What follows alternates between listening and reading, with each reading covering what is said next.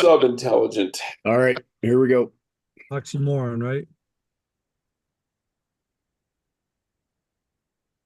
All right, and we are back on today's panel.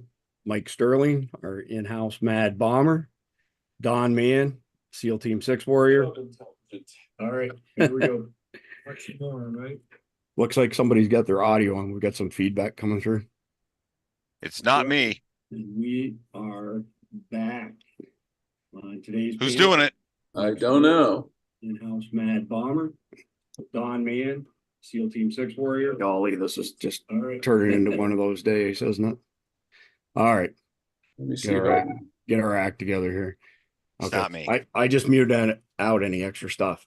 Okay. So there's no rewind on fast, but let's start over again.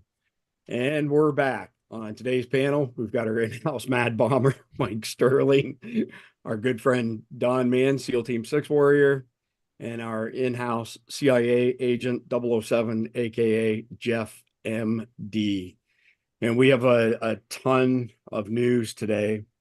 We may actually go beyond just 5 news stories that affect the survival community because of some of the craziness that's going on. So I'm going to get us started here. There's just a little bit going on in the world right now. Yeah. Isn't that the truth? Just another Monday. Yeah. All day. All right. So we're going to get started with some of the stuff that's in the news right now. And we're going to start with the Iranian attack on Israel over the course of the weekend. I'm just going to play this really quickly. It's short, 16 seconds. The rest of them I won't, but there is a link in the description below. Take you to our website and you can check out all the links that I have open in my web browser.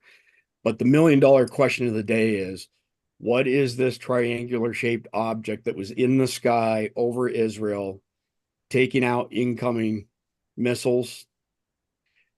Oh, son of a bitch. See, I am so discombobulated over all the crap that we've had going on today with this. So just for the record, even though Streamlabs was a piece of junk and everything froze up constantly, the connection between Zoom and YouTube is not friendly. I've burned about 2 hours today trying to get this reconnected.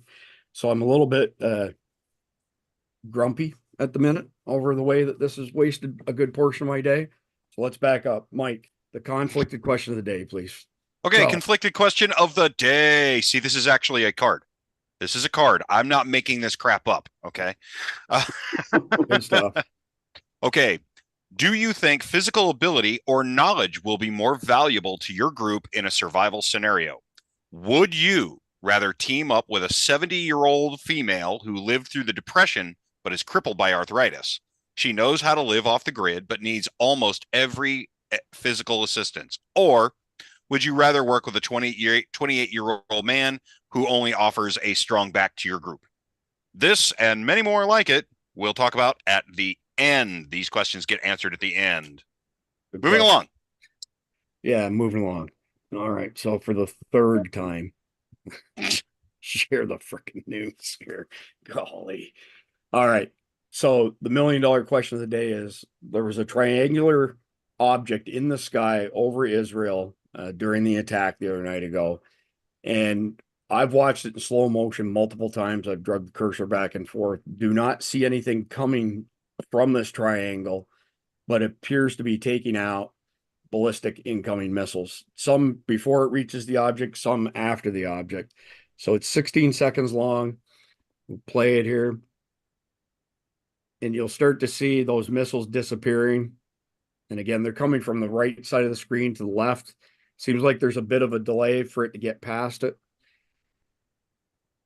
It's hard to tell whether or not this object was several objects together or one monolithic object. I've asked a bunch of people today, including Admiral Harward, what he thought it was, and nobody has any idea what this was. So Jeff, seeing as Don rightfully so always points out that you're the smartest guy in the room, we got to start with you, because clearly I'm not the smartest guy in the world. Today it's true because today it's true because I'm the only guy in the room I'm in. So that makes me the smartest guy in this room, which is the only time I'm the smartest guy in the room. Well, remember what the man said. If you find yourself the smartest man in the room, you're in the wrong room. There you go. Looking at this thing, one question I have, first of all, is it stationary or is it moving? Can't really tell from the video. You can't. If it's stationary, it would have to be some sort of like a rheostat, or an aerostat, I don't see you'd have a helicopter just flying around like that. So it would have to be almost like a balloon, lifted, hoisted thing. And if that were the case, it could be a laser-based anti-drone system. And maybe one of the reasons they're blowing up behind it is because it has to lock on, put enough energy onto the drone to fry it. And so they blow up. If it's tracking, then it blows up behind it. I don't know. You wouldn't necessarily see anything. It could be non-visible light spectrum for the laser, depending on, the energy that you need to put on the target. But that's what I would think it would be, unless it's a rheostat or an aerostat with some sort of, system on it, like a portable version of the Iron Dome. I don't know. But yeah, you don't see anything coming off of it. Michael, thanks, Jeff. Michael, go to you next, just because you're the explosives guy. So what I don't know is if those were incoming drones or if they were incoming missiles. And if they were missiles, were they ballistic, ICBMs, or were they cruise missiles? Because apparently Iran sent a bunch of each in that direction. The reason I mention that is, what would a guess be for the elevation here? Like how high is this, do you think? Well, okay. So for starters, that's parabolic trajectories. All right. So that's not going to be a cruise missile or a drone, not a cruise missile or a drone. All right, because those are all pretty close to the ground. So these are likely Iranian MRBMs. It may also wind up being, there was also a very large rocket barrage purported by Hezbollah out of southern Lebanon right before this whole thing happened, and Iron Dome worked that. They didn't have to shoot that with too many Arrow missiles. Like I was telling you earlier today, man, I've seen a lot of munitions do a lot of things all over the place, and I have never seen something like that. I don't know what it is. I've started asking around, and everybody's saying, dude, I don't know. So if you look at the detonations, those are pretty high up, though. If you look at how this whole thing is running, I almost wonder if it's not a cluster of rockets, or sorry, a cluster of intercept missiles of some kind, but I don't know. As far as directed energy goes, on a situation like this, an airborne directed energy system has to be pretty large just to generate the quantity of power that you have. If you take into effect the Air Force / NASA Airborne Telescope program, Mike is going to work really hard here to not go to jail. Okay. The Airborne Telescope program, I don't know if they were doing anything other than looking at the stars with that thing. All I'm saying is, every time North Korea, when I was stationed on the West Coast, every time North Korea would have a missile fall out of the sky during a test, the hangar was empty. That's all I'm saying. All right. But it's a 747, so it's a pretty big system. So but yeah, that triangular cluster there, man, I don't know. Like I said, I have seen a lot of stuff. All the missile systems coming from the right, like I said, are coming on a parabolic trajectory. I don't know. It does look fairly high altitude. It's not exoatmospheric, though, just because of the smoke cloud that they're leaving behind. If you can see that, it is leaving a little bit of a smoke cloud. I don't know if you guys happen to see they had an Arrow 3 take down one of the Iranian IRBMs. Yeah, and exoatmospherically beautiful, right. Just a beautiful, looked like fireworks. It was a beautiful bloom, but no smoke left afterwards or anything like that. It was gorgeous. So this is This is in atmosphere. I don't know, man. Yeah. Well, before we go to Don to back clean up on this, have you guys noticed that just before it takes the missiles out, that it pulses, it gets Yeah. bright? It's almost like the energy is being generated and then released. So something kind of like out of Star Trek. You can see it at the beginning of the frame when it starts over again. Yeah, it does. The first pulses. view it intensifies. Watch. See that burst? Yeah, but then again, that intensifies it. could also be a trick of the camera too. Fair enough. I'm just saying that it's something that I noticed, and I see comments from other people notice it. Don, I don't expect you to pull a rabbit out of the hat here, but what's your opinion of this? What do you think it could possibly be? Oh, good. Because with the missile defense systems now, Iran being very sophisticated, but this here being Israeli, who are also very sophisticated, I have a feeling it could be something we have never seen before, and that's why we don't have an answer for what that is. We know the Iron Dome, the arrows, David Sling, and all that, they're all part of a missile defense system, but maybe there's something else that we're not aware of yet until people analyze this, and then we find out. I don't know. I thought it was something Chinese-like as well, something we haven't seen before. Well, weren't they working on a laser augment to Iron Dome? Yeah, they've had that. Yeah. They what they did is they just brought it back online just within the last 6 months. We helped them develop that out at White Sands. We were jointly developing that whole thing with them out at White Sands back in the 90s. So and it does not take long at all. Believe me, all you got to do is zero in. We were knocking 122 millimeter barrage rockets out of the sky with that thing with less than a quarter second of contact. It was accurate enough that they could target the fuse, not the rocket, not the warhead, the fuse. Wow. Okay. That's crazy. So, don't be dragging over the coals too hard over this, but I have seen some people suggest that maybe this is Project Bluebeam, which is this theory that we would cast holographic images into the sky to trick people into thinking that our technology was at a much higher level than it actually is. That's a very, high level synopsis of it. Project Bluebeam has been bandied around for many decades. I can't say whether or not that it's even possible, let alone if that's what this is. My inclination is to go with Don's answer in particular, though, something that people have never seen before. That's my best guess. While we're on this topic, I've got a couple other videos of, incoming munitions here. The Iron Dome reportedly knocked down, well, between our planes, the British planes, and the Iron Dome reportedly knocked down 99+% of incoming stuff. Don't forget, we've got the Brits, we got the Royal Jordanian Air Force, and the Royal Saudi Air Force all kicking in on this. Yeah, well, I missed the last two, but the UK and us in particular for the aircraft that we had. I've also seen a lot of conflicting reports too, though, where some of them, if you add up the drones, ballistic missiles, and the cruise missiles, comes to somewhere around 500. But I've seen other reports claiming that there was upwards of 1,000. And pardon me, the 500 includes the rockets that Hamas was supposedly firing at them as well. So at the end of the day, there's tons of videos out there. If people haven't watched them, again, there'll be a link down below. It's already there actually in the description, takes you to our website. It has links to every single video that I'm showing here. I guess I will try to wrap up what we feel the learning points are here.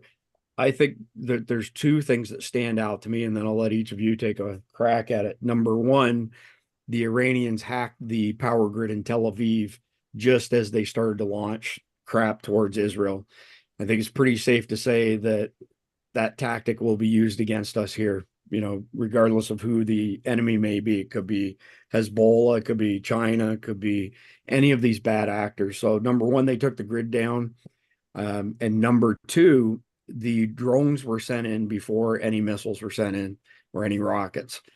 And I think the initial wave, depending on whose numbers you want to believe, again, somewhere between 50 and 100 drones, kamikaze drones, were sent in. So those are two big things that, Mike, how long did you say we've been hammering away at this now? 7 months since we did our first warning? Oh, yeah, somewhere around there. that this is the way things are going to go. But I mean, they base this directly off of the TTPs that the Russians use in Ukraine, right?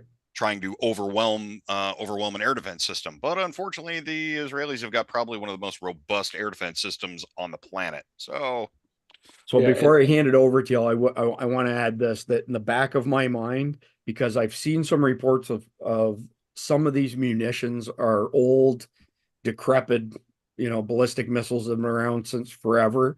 Not all of them are modern equipment, they're claiming. I've seen some pictures of, the casings on the ground. I don't know what, I couldn't tell, but Mike probably could tell.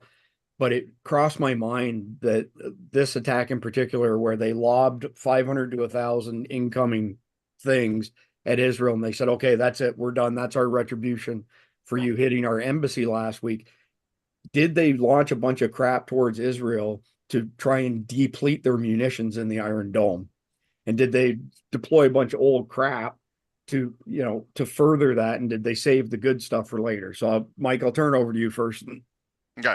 So one of the things that has come out of this, and it's starting to come out today, and we've actually been seeing quite a bit of it getting snuck out. There are upwards of 50% of the munitions that they originally launched, and I don't have a breakdown on that because, well, this is all still pretty fresh and hot. Upwards of 50% of the munitions that they launched either failed to launch completely, detonated on the pad, which is a real bitch, or they flew a little ways and then they came down either in Iran or Iraq. So we got about a 50% failure rate that failed to even get into the combat zone. So we are looking at a lot of stuff. I saw a lot of a lot of the pictures that I saw coming out of the Dead Sea and Saudi Arabia and Jordan and the like. Fairly new stuff. I didn't see anything that was more than 2 decades old. The Iranians have had a lot of this stuff for quite some time. But I mean, for reference, our last Minuteman III ICBM got put in the ground in 1978. So now, granted, I also understand we do way better maintenance on our missiles than they do, but still, Minuteman's solid. Yeah, Minuteman is very solid. But no, solid rocket is my point. And so the Iranians almost exclusively use solid rocket boosters as well. Well, they know better. Well, the ones I saw there were, that are on the ground in Jordan, those were liquid, because most liquid rocket engines, if you compare them to a V2, not a great deal of difference. Werner von Braun's products are still flying to this day because everybody copies that engine. I mean, it works. That engine, same thing. It works. You're taking two chemicals that don't like each other and you're dropping them together into an ignition chamber. Yeah. Works very well. It works. Herr Werner did a very good job. So, and I mean, that's why everything in this bloody town that I'm in is named Von Braun. So he was a genius. Yeah. So anyway, I saw a lot of munitions that didn't look like old munitions to me. Yeah, there's one of them. Yeah. So that is a liquid tank set. That there? No, that's a liquid tank, man. Oh, is that a liquid tank? Yeah, you got flow ports on that thing. There's flow ports on it. The engine's at the other end. Notice it's curved on the facing side. Yeah. Yeah. That's a liquid fuel system right there. Okay. Yeah. Yeah. So how sophisticated is that then, Mike? Well, it's an MRBM, a medium range ballistic missile. Okay.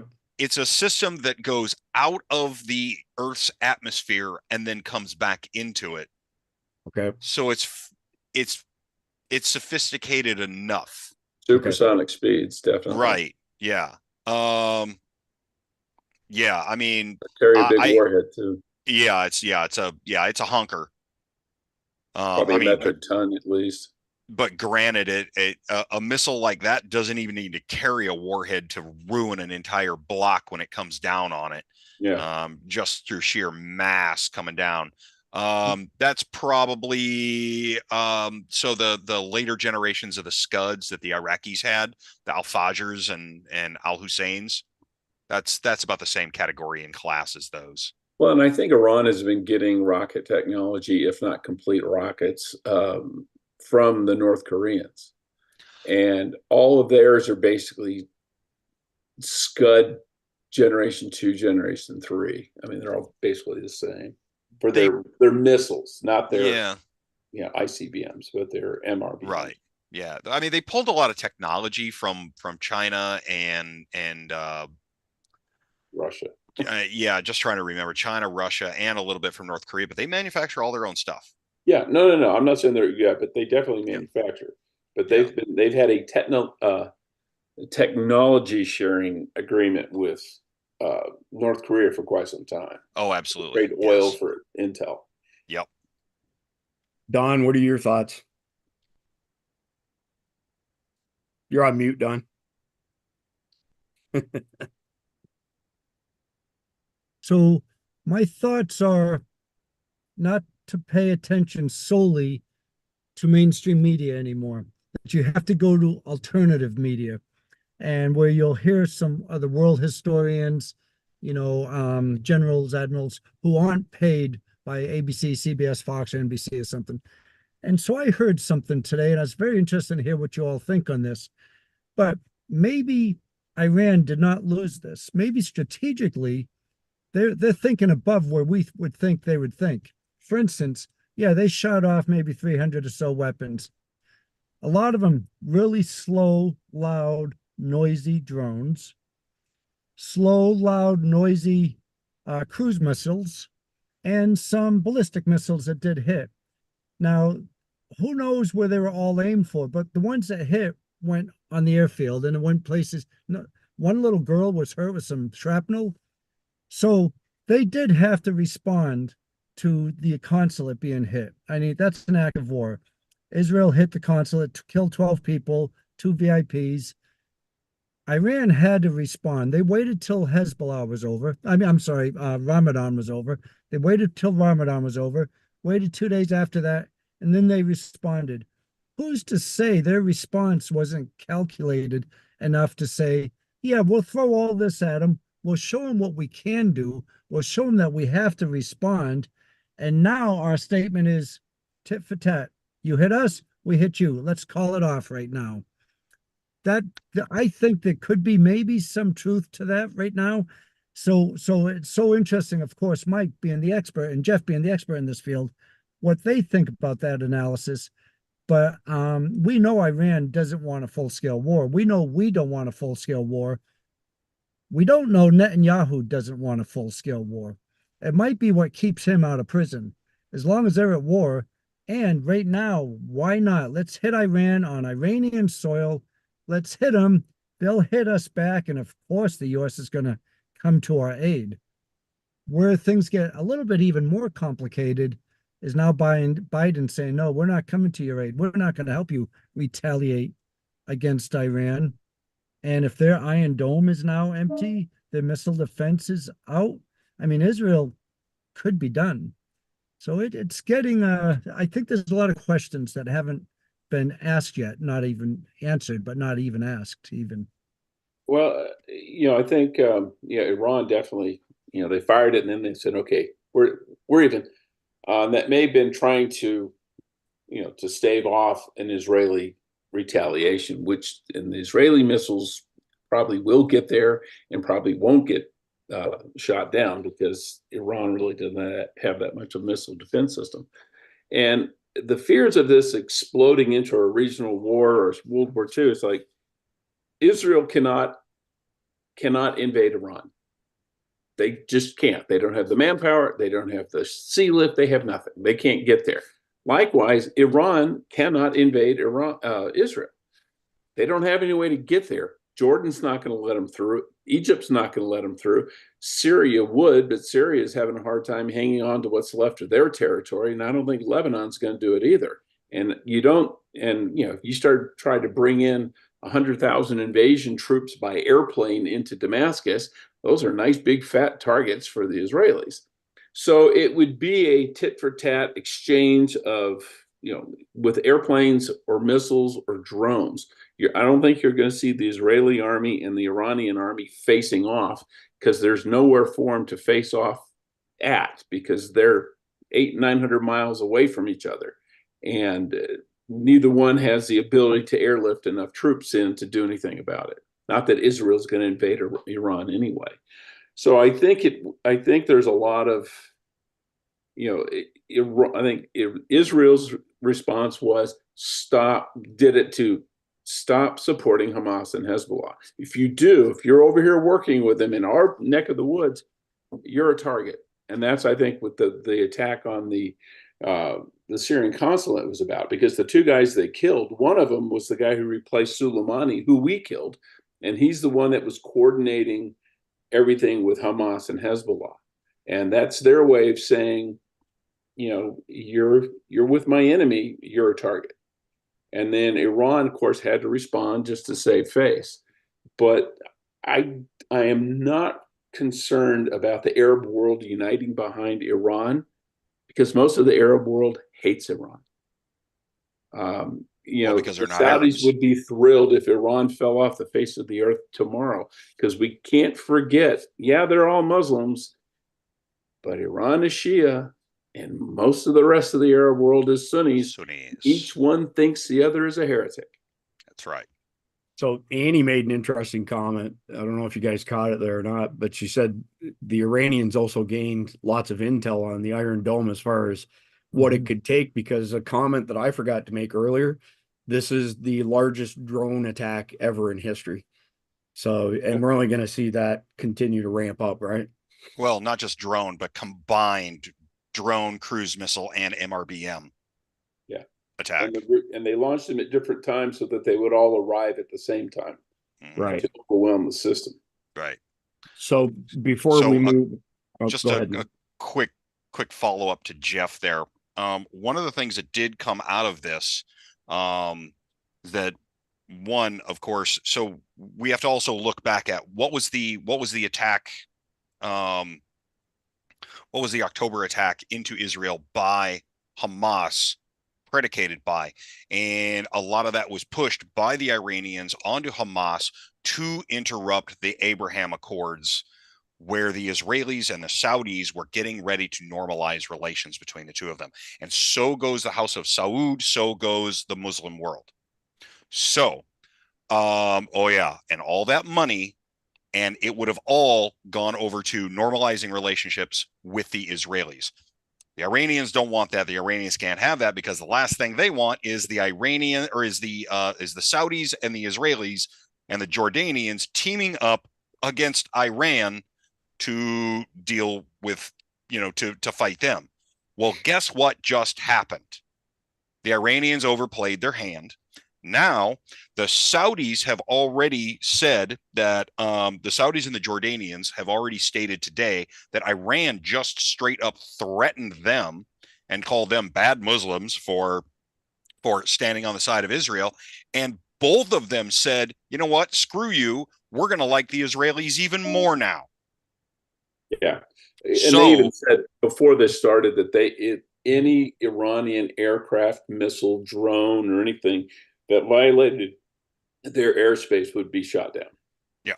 Mm-hmm. So I think the Iranians may have just plain overplayed their hand on this one. And I think you're pushing the Saudis and the Jords closer and closer to the Israelis now. Yeah. Jordan, we have King Hussein. He's a good friend of ours. He's a good dude. Yeah, super and good. Based. we used to give him a Harley and a 45 every year in one of the groups I worked with. Yeah, and I wouldn't be surprised if that guy was in one of the planes the other night. Yeah, King Abdullah. Yeah. The problem with the king, I mean, he's on our side, but the masses, his population is not, and he's about ready to be toppled. I mean, the people are really, really are pro getting rid of Israel. That's the problem he's facing right now. He's walking a fine edge. He's walking a very fine edge. Fair enough. So before we move on to the next news item, we try to pick something out of the news and relate it to what people can do. In this particular case, protecting yourself against grid down and putting some thought towards drones, because drones are an unsolved problem. Even Admiral Harward has said so. But we do have something interesting that we're going to be testing here shortly. This is not a joke, by the way. This product here, these are 12 gauge shotgun shells that have 6 weights that come out of the end of the shell and then a net to go around a drone. So we have a box of them here, and they were stupid expensive, by the way. They were $12 a round plus shipping. I think it worked out to $83, $84 for 5 rounds, but here's what they look like. So there's the projectiles that come out of the end. Actually, it's 5, pardon me, I said 6 by accident. And you can probably see inside, you can see the netting inside of the shell itself. So we've got a couple sacrificial drones that we're going to shoot this at. And our plan is to start somewhere around 100-foot elevation. We don't think it'll get it that high, and then work our way down until we can actually engage with these and hopefully see what kind of range they have. So will those work on home predators? Just kidding. Only one way to find out. Chris will volunteer for it. So anyway, based 1, on 2, 3, not it.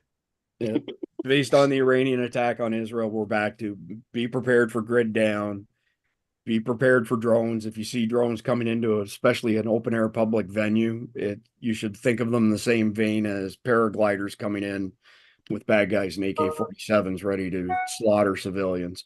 So we'll move on from there, but the next topic is intrinsically linked to the first one that we brought up. And when I did the notes for this and distributed them to everybody, this section is essentially titled "The Enemy is Already Here." This is absolute disgusting behavior in Chicago. This is some sort of union leader, a Teamster union leader, teaching people how to say death to America and death to Israel in Farsi. And this is happening here in America. And yeah, we have the First Amendment and freedom of speech, but you don't have the right to encourage terrorism and this kind of crap. I'm going to play it. I don't know if y'all will be able to hear the volume or not. If you can't hear it, let me know and we'll move on. But if you can hear it, this guy laughs and jokes, and so do the people in this session with him. They think it's just funny. So I'm going to teach you a chant in Persian that you can use if you ever encounter those guys in the streets, whether they be Iranian or whatever. All right. Now I don't drink margaritas, but we all know what a margarita is. We all know what a bar is. So you're going to say Marg Bar. Marg Bar Israel. Marg Bar Israel. Marg Bar Israel.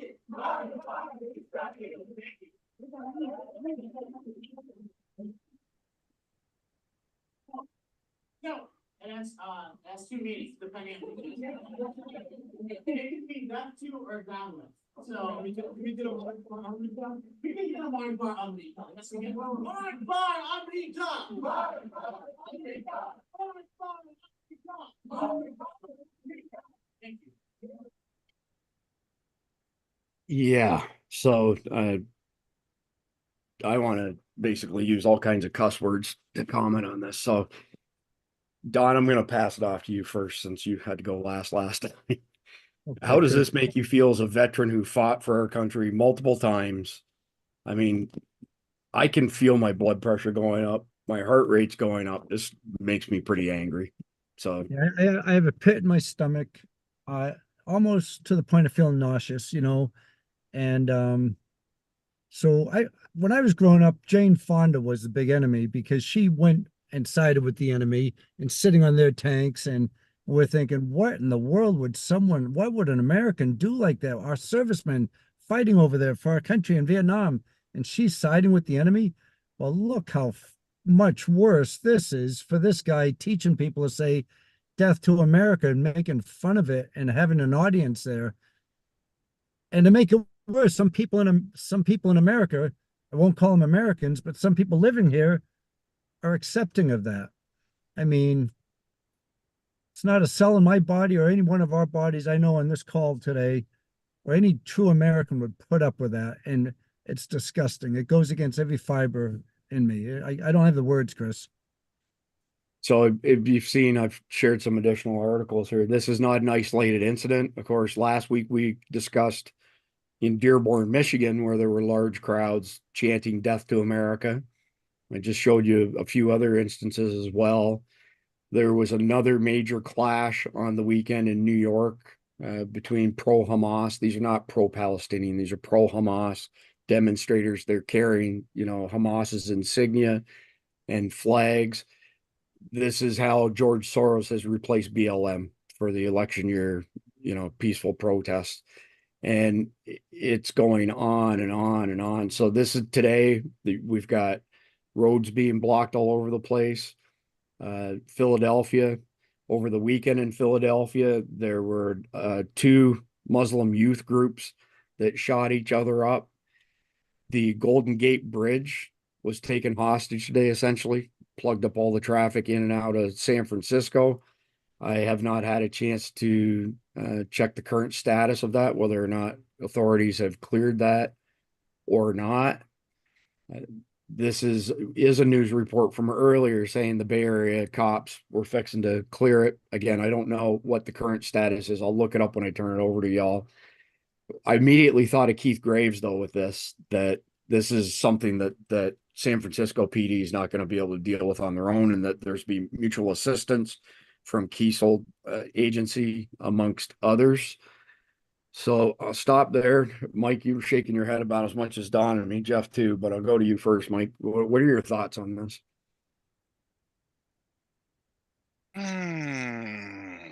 Okay, like we discussed before, and yeah, those people make me. Well, if I had hair, I'd be pulling on it. But it's the exact same knuckleheads as before. It's literally, we're just, okay, guys, we're going to change uniforms for this week.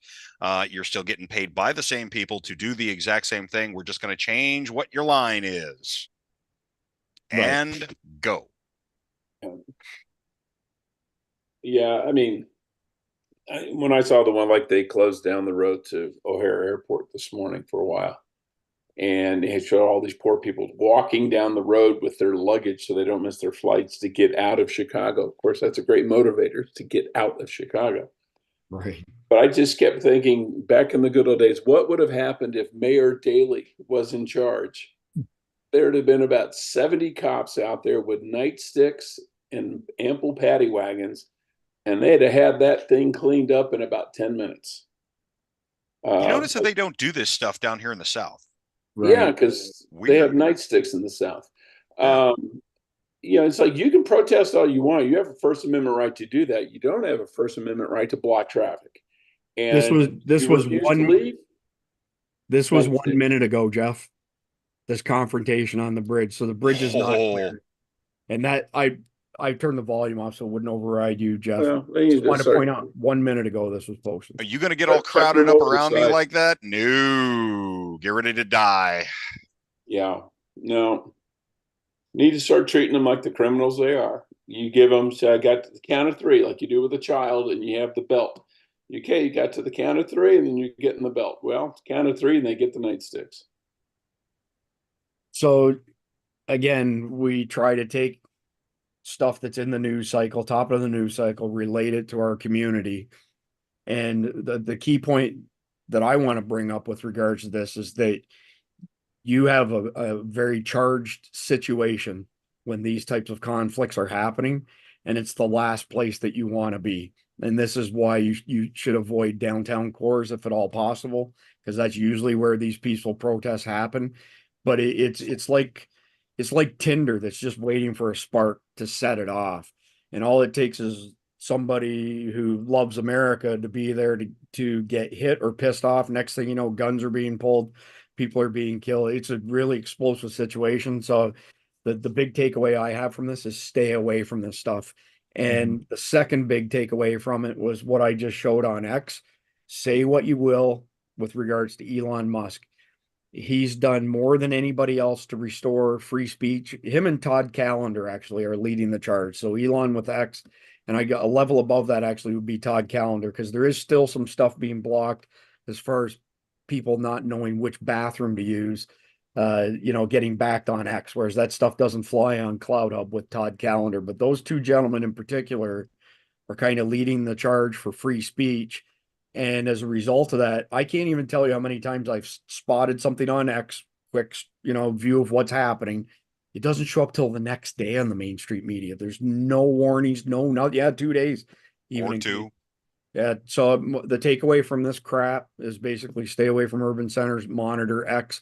Does anybody have anything else they want to add to this? What happens? Actually, you know what? I'll flip the question around for you guys to make it harder. What happens if somebody has to be in a downtown core, doesn't realize this is going on, and gets caught in this kind of situation? So, Mike, go first. Oh, you mean like I keep on getting stuck Yes. in cities Correct. Yeah, you. against my will? Yes. Yeah, a situation like this, of course, keeping an eye on what exactly is going on in your city. I mean, that's a beautiful thing. I mean, these little boxes suck, right? Except you can get some great information out of them, like Google protests near me. And guess what? A lot of the time, these things are planned. Steer clear whenever you can. Talk to the locals. The locals won't be going to those places. They know better. Just, if you can steer clear of that stuff, steer clear of it. But, oh, man, if you wind up getting caught up in it, do your homework, know the laws of the city that you're going to be in before you go. Well, in this one, they basically said for like 2 days, we're going to have protests on April 15th, and the intention is to slow down the commerce of the country and blah. Yeah. So, yeah, they're not going to do that in, Winnetonka, Minnesota. They're going to do it in a major city. And if you work downtown, either don't go to work that day or get yourself a big 4-wheel drive with a brush guard. So there's one more thing I want to bring up here while we're on this topic before we go to the next one, is that our friends over at Forward Observer, Mike Shelby, Mike knows them better than I do, but they have a group you can sign up for, the Early Warning Network, and I get their daily emails in the morning, really good synopsis of what's going on, but they do better than other people do as far as what's going on. They specifically, their words, not mine, why it matters. And they stitched both of those things together. Sorry, Jeff, I didn't mean to interrupt you. I don't want to lose this. I don't want to lose this before we move on to the next topic. But that is the email that was sent out this morning. The emails all have a link where you can read it in a web browser to stay your email if you want. I know Mike gets all this stuff. Mike, do you want to comment on this, especially the area studies? Yeah. So what you're dealing with right there is, so they've got what is it, the left playbook that they run. Yes. Over there. And the big thing about the left playbook, and honestly, Jeff, I'm astounded that you're not involved with this stuff. What they do is they've got a bunch of sources that have snuck into a bunch of these far left groups. And I mean, they're in there online, just drawing intelligence right out of those organizations, so they know exactly what's going on, and they want to putting all this into the left playbooks for everything, and it push it all out to everybody in the community to say, hey, look, here's what's going on. Now, that big map that you've got going on up there, that map specifically is based upon a process that was planned back in 2020 if Trump were to have won the election. Their intent was to essentially hit all of those network hubs and essentially have all these protests at all of them until it basically brought the entire U.S. economy to a halt. And that was their that's the plan. And this is directly from those people. This is, this has absolutely nothing to do with speculation or anything. This came out of these left-leaning groups. So, I mean, this is a real thing, and they're regurgitating this entire thing now for later on this year. Yeah. Right. Jeff, do you have any thoughts you want to finish before Don goes? No, Don go. Okay. Yeah, I was just saying, you look at those cities too, all the West Coast, East Coast. Surprised Chicago's not lit up. And that's what we've really liberal sanctions, liberal areas where people are flocking to. I mean, I am very, very grateful that, and I had to move out to the mountains where there aren't people like that. I would not be well equipped if some 18, 20-year-old punks told me I couldn't go walking somewhere I wanted to walk. I wouldn't do well in that situation. So for me to move in a remote area where there's 7 people who live there, I mean, that's what I had to do.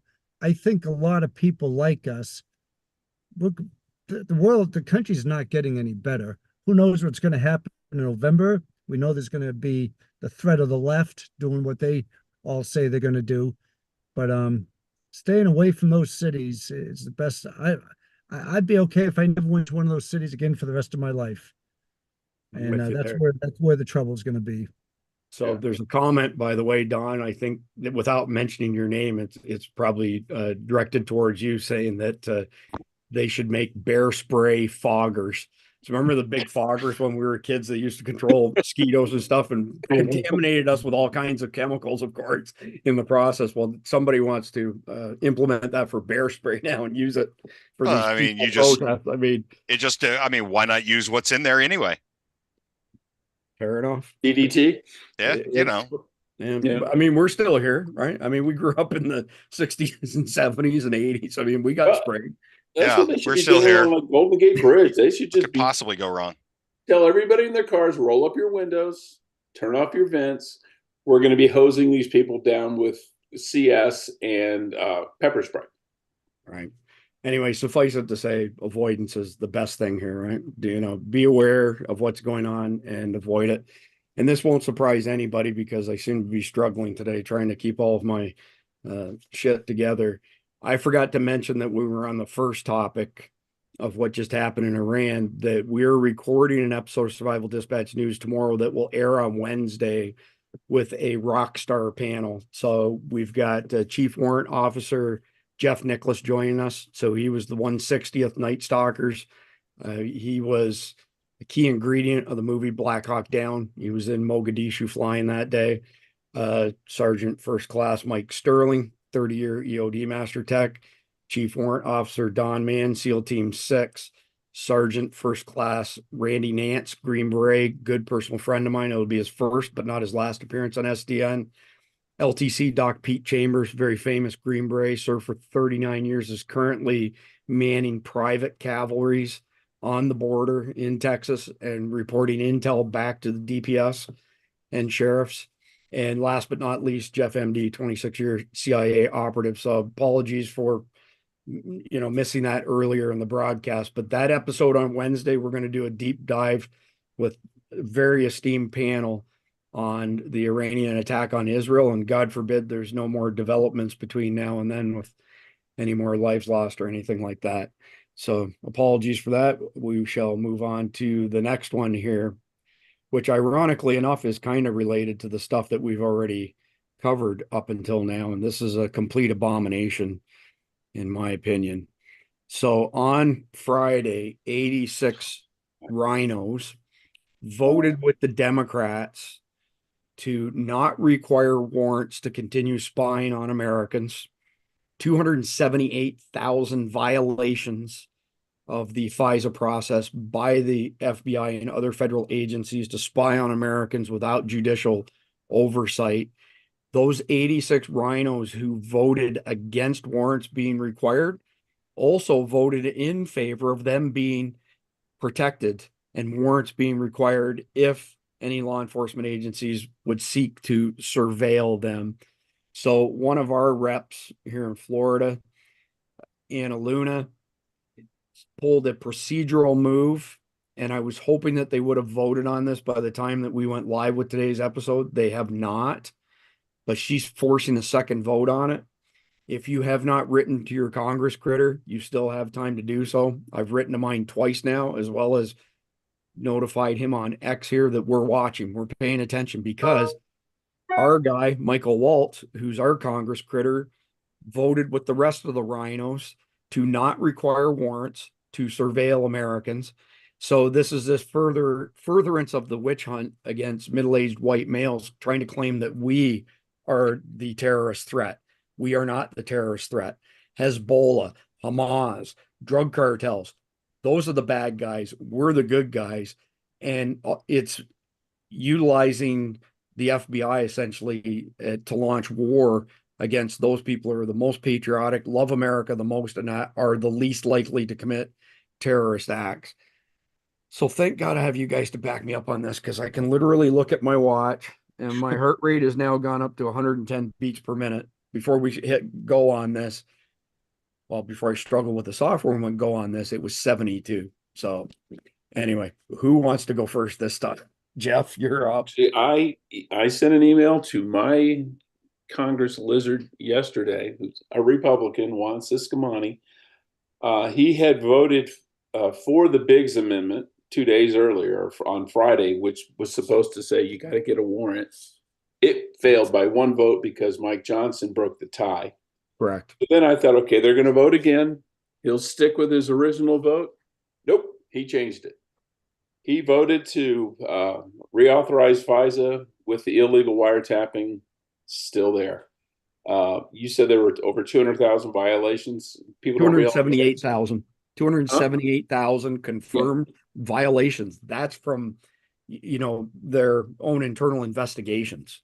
Well, that's that many violations of the Fourth Amendment of the U.S. Constitution. And I, in my email to Ciscomani, I said, I swore to protect and defend the Constitution of the United States. I assumed you did the same, but you're obviously not doing it. Just a weasel. I just hope to God somebody's going to primary the son of a bitch. This guy here, Chip Roy, is a weasel as well. And yet, even being a weasel, even he wants them to have a warrant. And he spews a lot of crap that you would expect from rhinos, but even he's saying you got to have a warrant. This is unconstitutional. Don, what do you think of this crap? I'm just so fed up with our agencies being weaponized against Americans. Why don't they put their energy, their resources, their time toward the threat? Like you said, Chris, we're not the threat. They have only limited amount of time, limited amount of resources and funding. Put it toward the enemy, the known enemy.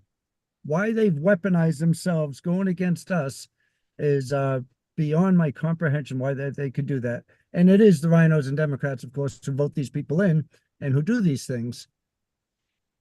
Mike, you want to wrap up on this?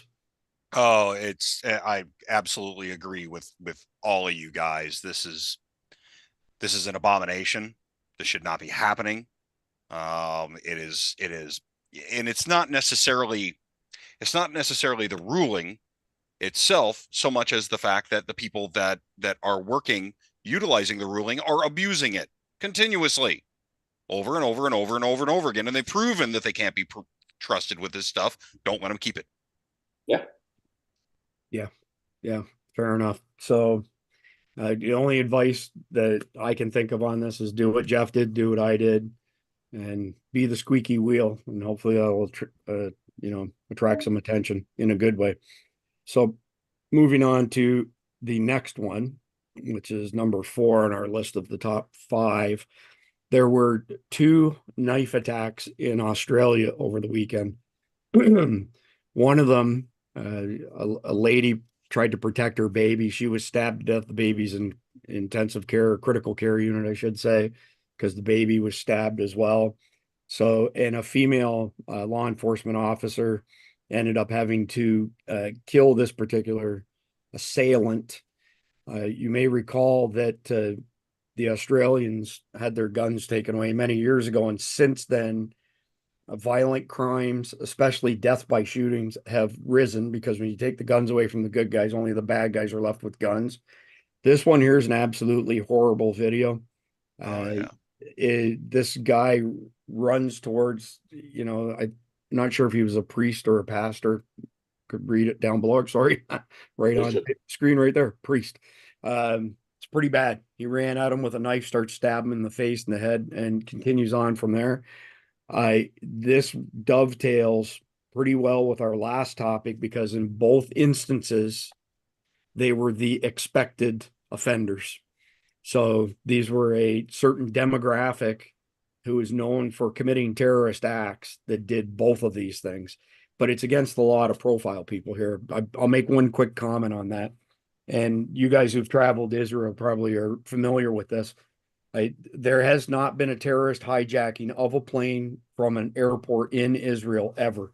And one of the primary reasons is that when you pull into the airport, they ask you a question. What's your name? Where are you going? That trips up a lot of people as they're entering the area. And they do that at when the cars or bus or ground transportation brings you to the perimeter of the airport. They ask everybody that question. When you go inside, you have to get your boarding ticket from a ticket agent who's also been trained to profile you and ask you specific questions. And if that person gets, any red flags tripped, then they have a switch that they hit and the authorities come and get you. And then on top of that, they have undercover agents watching everybody firsthand. And guess what they do in all three cases? They profile people. If it walks like a duck and if it quacks like a duck, it's a duck. Okay. So if you want to profile us middle-aged white guys as the number one terrorist threat, which is absolutely bullshit, and it's politics, it's the worst form of politics. We're descending into becoming a third world banana republic, for crying out loud. Again, both of these instances from the weekend were the expected demographic. So who wants to go first on this one? I do remember talking to some IDF guys when I was still active duty, and then afterwards, and I asked the same question. We talked about profiling because it's always considered a negative thing to do, but they said, we laugh at you Americans. I mean, how can you not profile people? I mean, you got to profile people. That's why we don't have the hijackings. It's not a negative thing. It's a safe thing. It's what's done in the animal kingdom. It's what keeps animals alive. You have to profile. You have to use your judgment on what could happen. And you don't stop the little old lady in the wheelchair or the people who look like a Swedish, hockey, a Swedish team. Those aren't the threats. Use your judgment, use your past experience. You search somebody who you've profiled, say, okay, thank you very much, sir. No harm intended. There should be no harm intended. And if you took it from the other side, let's say you were looking for an IRA terrorist, would you be stopping the guy who's got dark skin, who's from Sudan? No, because odds are he's not the guy you're looking for.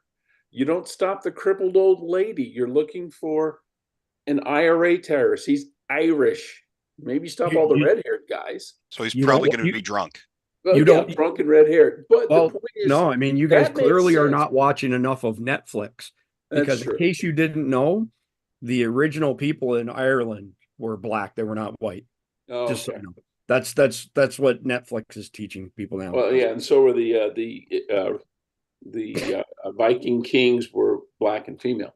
Correct. Yes. Correct. When you say if you're looking for you look at serial killers.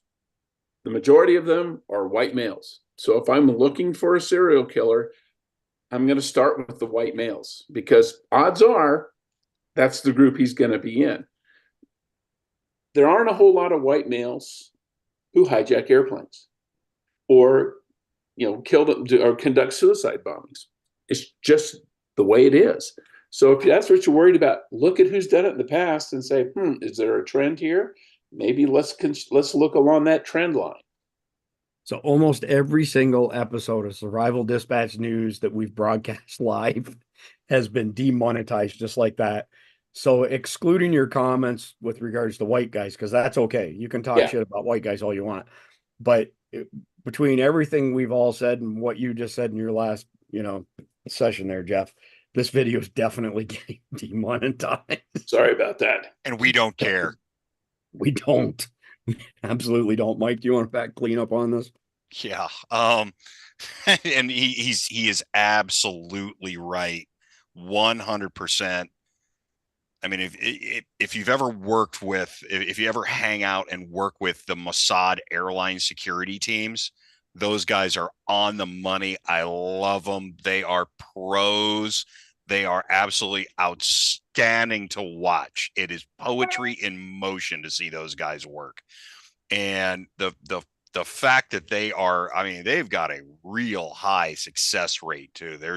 They have stopped a lot of stuff to the point now where everybody's just like, you know what? I'm not even going to think about hijacking an El Al flight ever again.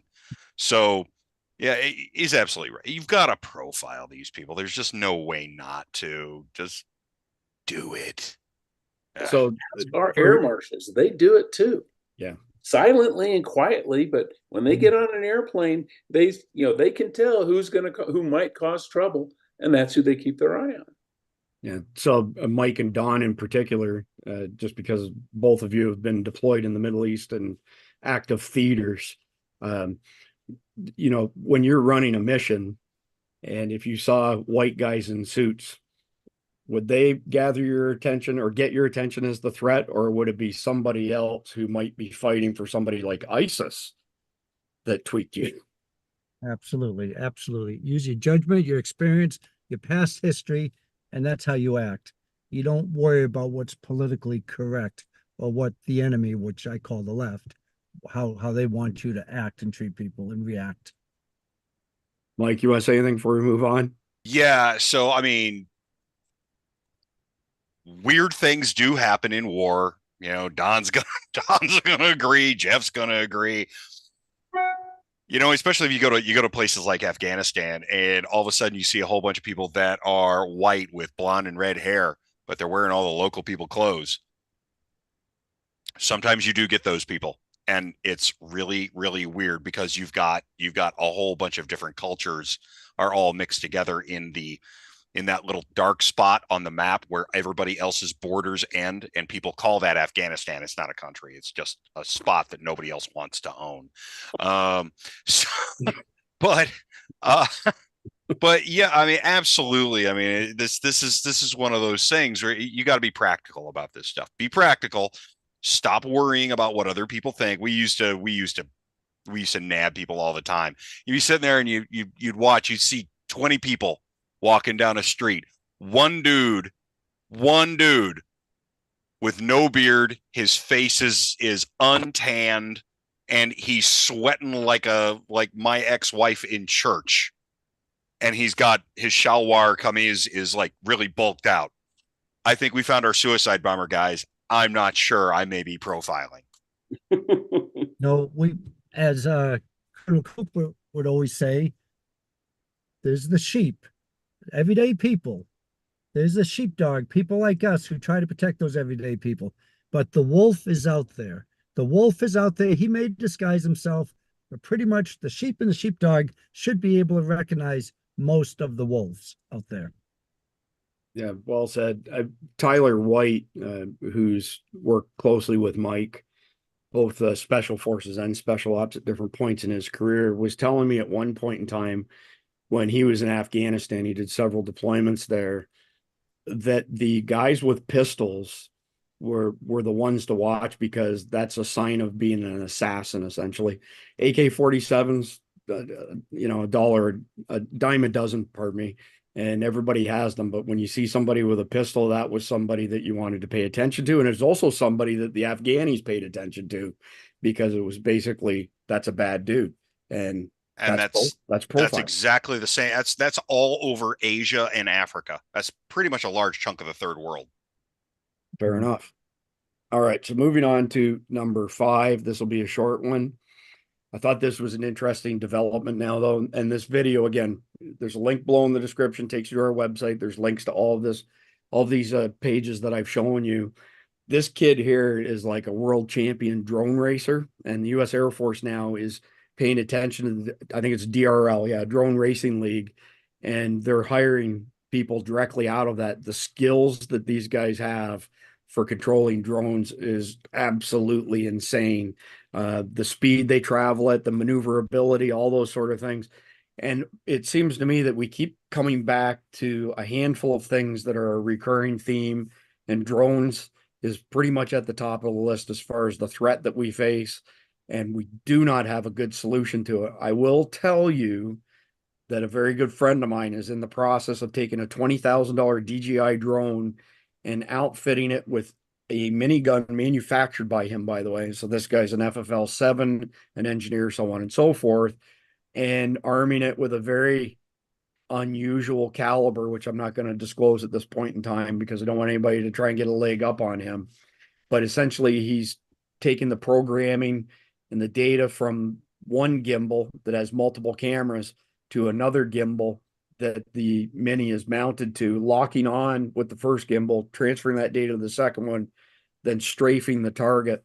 There's all kinds of people working on all kinds of things to try and defend against drones, but we've discussed in the past the RFP that came out last year, Mike, after you and I and Don did the episode on the drone threat to open air venues, that the military has been looking for EMP-based weapons to put on our drones to, take out the circuitry on enemy drones. Well, I spoke to an engineer last week, and this guy holds over 100 patents on multiple firearms and plane related stuff.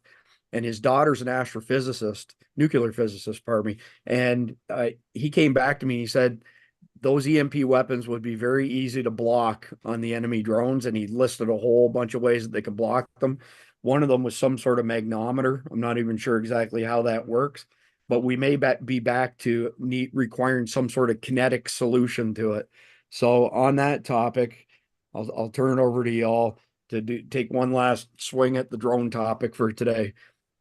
Jeff? Well, yeah, one thing I think, people look at what happened in Israel. Oh, yeah, they shot them all down. Okay, yeah, they shot almost all of them down, but here's the deal. They knew they were coming. They knew where they were coming from, and they had a damn good idea when they were going to get there because we have launch detection systems and everybody else does too. So it wasn't a surprise. I'd be more worried about the guy with 1 or 5 or 10 drones than the guy that's got 200. It's sort of like the whole thing with the nuke. You're more worried about the guy with 1 nuke than the guy that has 10. So I did read somewhere, don't, ask me to, I'm getting warnings now that I have an abnormally high heart rate, by the way. That's what that beeping was, that those incoming Iranian kamikaze drones came in at a pretty high elevation before they started their descent. We have, like I said, LTC Doc Pete Chambers coming on. We're recording tomorrow with y'all, airing on Wednesday. He's been running man surveillance of the border for several years now since he retired. And he said that the Mexican drug cartels, and I'll let him go into detail on this on the next episode, he's personally witnessed over 10,000 Iranian drones being used by the cartels to drop drugs on our side of the border. So, not to put too fine a point on it, but this drone thing is a massive problem. What you're suggesting, Jeff, is right on the money for what just happened in Iran. They were high altitude. We could pick them up. These ones that the cartels are flying in are so low to the ground that we don't have any radar systems picking them up. So, Don or Mike, you want to speak to this as well? I can say one thing that there is a fear of with, even though Iran launched those 300 plus drones and missiles, it cost us billions of dollars to shoot down millions of dollars worth of drones and missiles. It's not sustainable. It costs billions to get those drones to deactivate and shoot those drones down. And now, who knows, what the air defense systems are empty now. They could have hit us again right away. They could have hit us stronger the first time or right after the first time. I think right now we were lucky that nothing else happened, because I think they didn't have the intent to do more. They had the capability to do more. I don't think they had the intent to do more. But if they did, they could overrun what we have for defense missiles and the billions to take down millions of dollars worth of drones. It's not sustainable. Fair enough. Mike, before you guys want to mention that Kevin Ramsey sent us a $2 super chat. Thank you very much. Kevin's been an ardent supporter of our channel, and we appreciate you very much, Kevin. Mike? So I think I want to throw, and Don, I absolutely feel you on the monetary side of this. But I want to throw a counter to that. And it is an extremely important thing in that region, and all four of us here know it. And that is the loss of face that the Iranians have taken to this. Now, they've gotten to the point where they're telling all their people that they launched a large quantity of hypersonic weapons at the Israelis and caused immense damage and tens of thousands of casualties. We've seen that come out already, and we all know that that is just, yeah, it's ridiculous. So I'm seeing a loss of face there, which honestly, you can't put a price on the loss of face, especially with the Persians. That's kind of a big thing. In particular, the mullahs within there in the IRGC. Now, as far as capacity goes, with the sheer volume of loss on the ground or before stuff even got out of the country, and I'd be willing to bet, we haven't seen anything on it yet, but I'd be willing to bet that a lot of the missiles that came down, in Iranian territory and it looks like killed people, I'd be willing to bet that they're probably going to be telling their people, oh, no, those were Israeli and we shot them down here. If you are in a position as a nation where you do an attack on another nation and you have to lie about that to your own people to this extent, there's a problem for you. The loss of face will be a thing. There will be a loss of status. Now you've got the Saudis and you've got the Jordanians popping out there. You can't put a price on that, as far as I'm concerned. Well, I looked on X this morning and there was a video of a line of cars, many blocks long, in Tehran, queuing up to buy gasoline so they could get the hell out of Tehran because they're expecting the Israelis to hit them back. So that tells you that the average person has no faith in the Iranian government's ability to keep Israeli missiles from hitting Tehran. Right. The Wall Street Journal earlier today announced that they'd been given, a tip by somebody in Israel that Israel was going to attack Iran tonight or tomorrow. So I don't trust those guys at all, but who knows? So I guess it could be predicting what's happening. So that's the top five, but we actually have a bonus, number 6 today, which I alluded to earlier today. And this is pretty interesting. I'll be interested to hear LTC Doc Pete's comments on this, which, by the way, Mike, I don't know if you can forgive me or not, but 2 weeks ago, I was at Mar-a-Lago because I was invited to participate in an event there. Told you guys, we are, you know what, audience, we're never going to hear the end of it. We're never going to hear the end of it.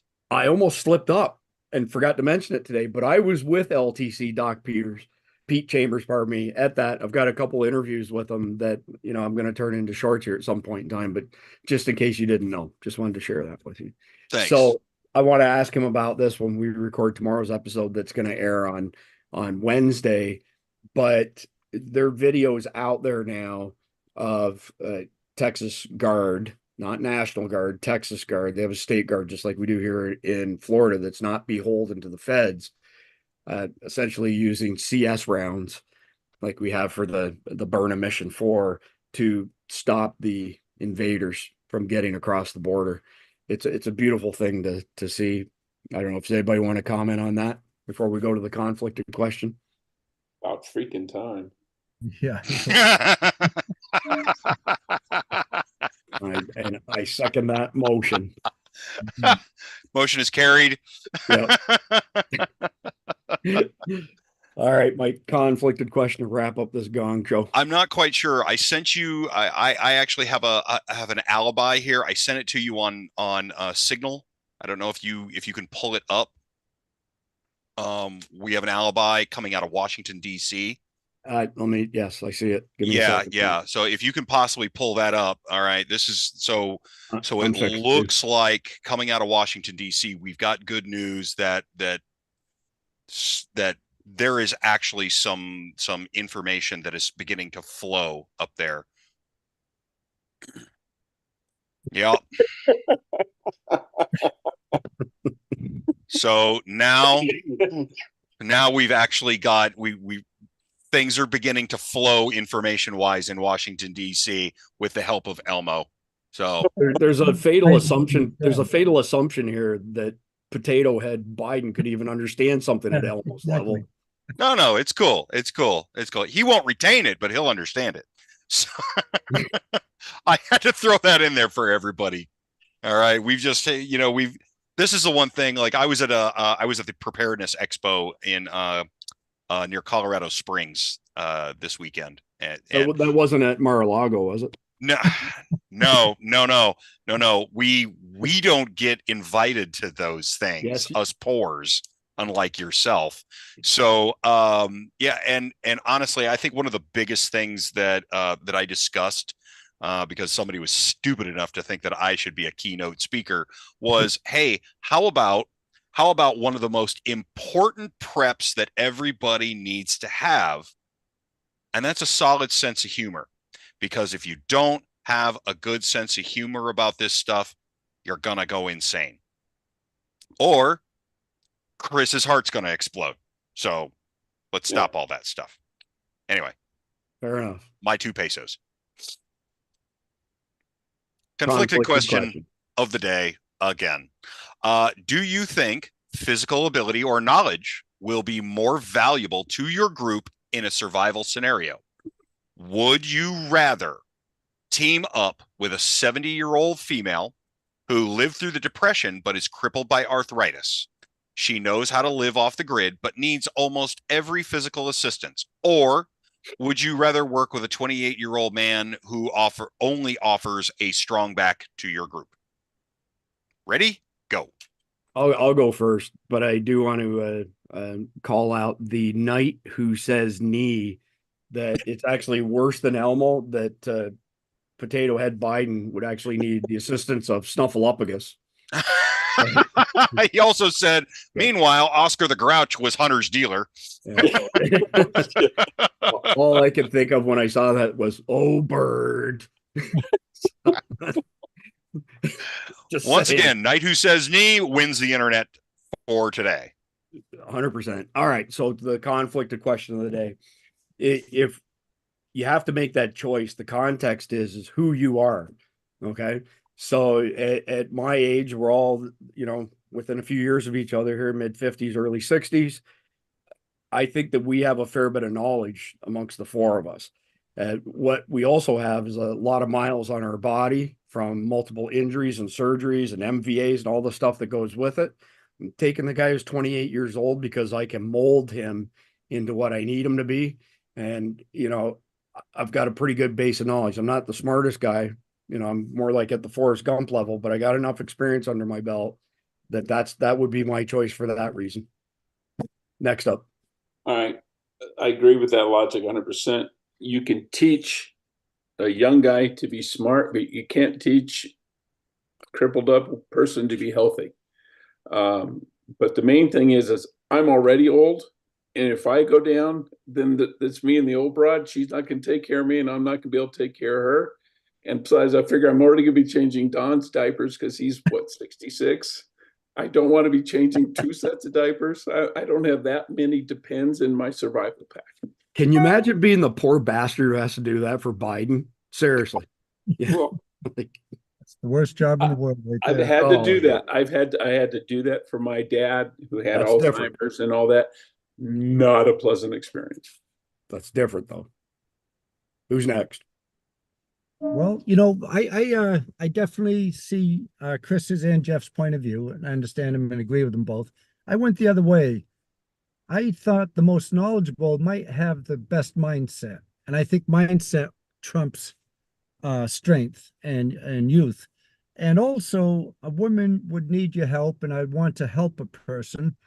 And a 28-year-old, if the guy's woke, I wouldn't want to be around him. I would want to help the female, and her knowledge would be a strong mindset, and I think that might trump out a strong back.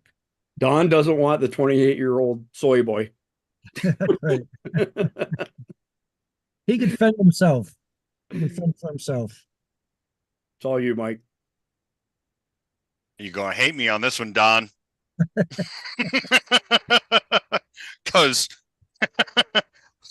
Last time I checked, yeah, you Navy guys do go another way.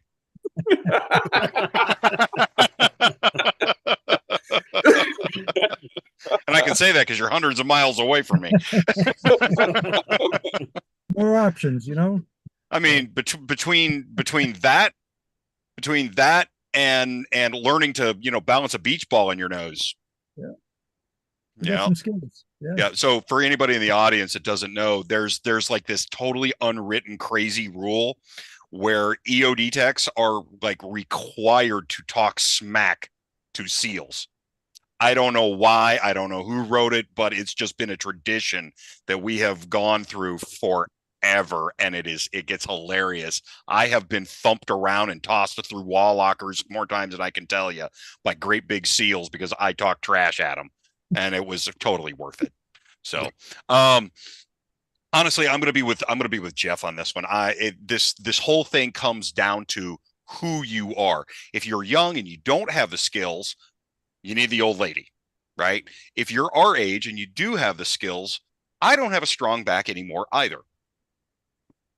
I'm going to go on ahead and I'm going to go with the young person, the 28-year-old with a strong back, because you know what? On occasion, you can slap the woke out of somebody.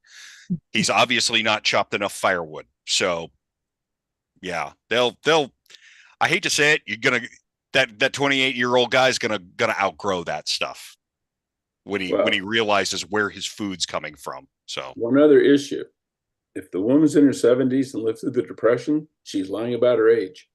She'd be in her 90s, right? So she's not in her 70s; she's in her 90s. The truth. So and just to be the contrarian to Mike's point, and he says he's got a weak back. We put up a 40-foot GMRS / ham radio antenna a few weeks ago, and Mike was the go-to guy in the middle who had to run with the pole like somebody doing javelin and get it up in the air so Cindy and I could pull the guy wires and then sink it into a 2 1/4 inch ID PVC adapter in the ground with the cement, and he pulled it off. He was the guy. I believe it. But that was all about technique. Only because I've done that stuff several times before. It's technique. There wasn't a lot of strength involved with that. It was, I have the whole thing on video. He doesn't know that until now. So I'm going to break it out at just the right time. So damn it. You can see him doing his, best Carl Lewis impersonation. There you go. All right, guys. Golf and Gun said she failed the polygraph already. Great minds think alike. I didn't know Jeff. We shall ask the questions. Yeah, I didn't know Jeff was going under that alias on YouTube. But anyway. All right, guys. We'll see all y'all tomorrow for the next recording, which will air on Wednesday. We'll see everybody from Survival Dispatch out there on Wednesday. Stay safe and stay frosty.